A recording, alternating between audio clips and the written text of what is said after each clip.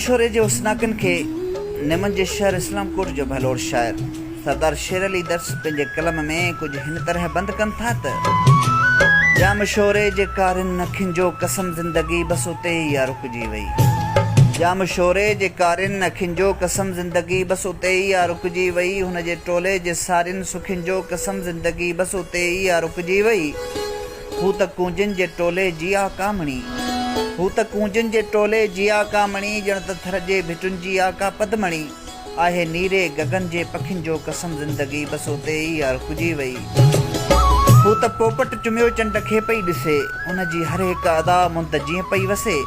हुन जे नज़रनि ॿियो नासी तिखियुनि जो कसम, हुन जे नज़रुनि ॿियो नासी तिखियुनि जो कसम ज़िंदगी बस उते ई आ रुकिजी वई। शेर अली चए सफ़ा आऊं चरियो आहियां, दर्स हुन जे करे पियो ही गीत ठाहियां। सूंहं वारिन कसम सां सॻियुनि जो कसम, ज़िंदगी बस उते ई आ रुकिजी वई, ज़िंदगी बस उते ई आ रुकिजी वई।